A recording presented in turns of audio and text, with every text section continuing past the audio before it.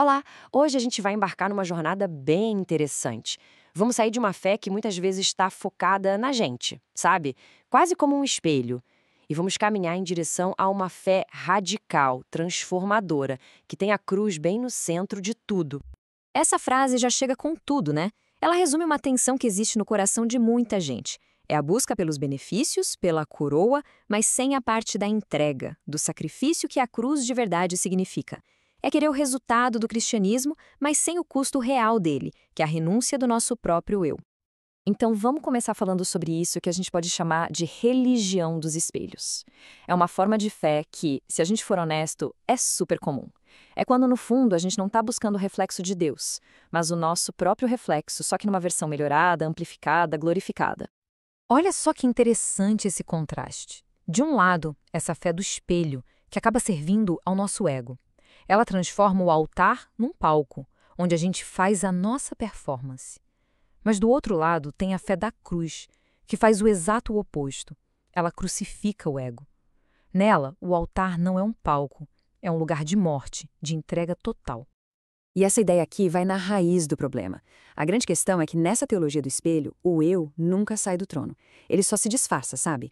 Veste uma roupagem espiritual, usa a linguagem da fé, mas no fim das contas, Deus acaba sendo só um meio para a gente alcançar o nosso fim, a nossa própria exaltação. Ok, mas e se existisse algo que quebrasse completamente essa lógica do espelho? É aí que a gente entra no que a Bíblia chama de escândalo da cruz. É nesse ponto que a lógica humana é virada de cabeça para baixo. O Evangelho, na sua essência, não é uma filosofia de vida. É uma substituição. Essa troca que parece uma loucura. O inocente paga a conta do culpado para que o culpado possa sair livre. Não é um acordo justo nos nossos termos, mas sim um ato de misericórdia que a gente não consegue nem começar a entender. E essa perspectiva em primeira pessoa muda tudo. Ela mostra que a cruz não foi um ato de força bruta, mas um ato de amor voluntário. Um amor tão grande que escolheu absorver a nossa dívida. A motivação não era uma obrigação, era um desejo profundo de resgate. E aqui a gente vê a profundidade dessa troca de uma forma bem clara. Pensa bem, absolutamente tudo o que a gente merecia de ruim foi colocado sobre ele. Em troca, tudo o que ele merecia de bom foi dado para nós. É uma inversão completa de destinos. É radical. Agora, é importante entender que essa troca na cruz não foi um evento aleatório, um acidente de percurso na história. Muito pelo contrário, foi o ponto culminante, o clímax, para o qual toda a história bíblica estava apontando desde o início. Pensa assim, os rituais e símbolos do Antigo Testamento eram como sombras projetadas numa parede. Elas não eram a coisa real, mas indicavam que a coisa real, a substância, estava chegando. Eram como trailers de um filme que estava prestes a ser lançado. Então, o que antes era só um símbolo, como o sacrifício de um cordeiro ou uma cortina física no templo, de repente encontra o seu significado completo na pessoa de Cristo. As sombras finalmente deram lugar à realidade. O trailer acabou e o filme começou. Mas claro, abraçar essa realidade da cruz, isso tem um custo. E nos leva a uma das perguntas mais difíceis de todas.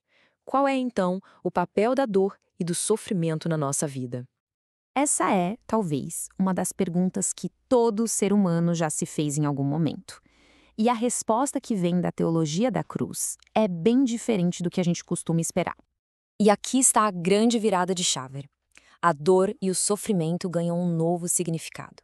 Em vez de serem vistos como algo inútil, um desperdício ou até uma punição, eles se tornam a matéria-prima que Deus usa para construir algo novo e forte na gente. É exatamente isso.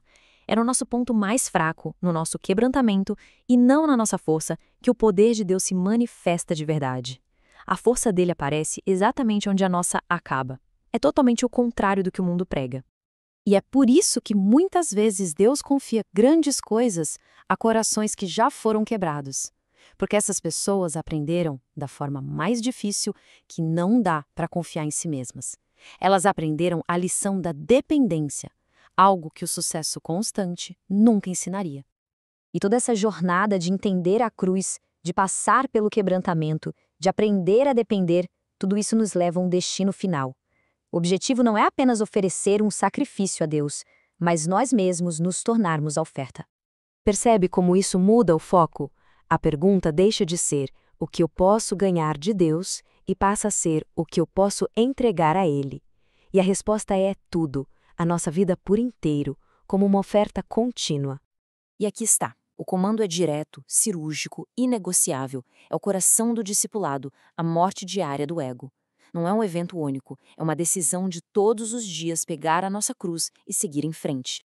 É nesse paradoxo que a gente encontra o verdadeiro sentido. A vida de verdade não está em se proteger, em se preservar, mas em se entregar por completo. É nessa rendição que a gente encontra a comunhão e a identidade que fomos criados para ter. E a gente termina com essa pergunta, que na verdade é um convite para a gente olhar para dentro.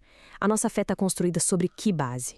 Um palco frágil, que depende da nossa performance e que uma hora ou outra vai desmoronar? Ou sobre um altar firme, que sustenta porque é um lugar de sacrifício e entrega? A resposta, bom, ela define tudo.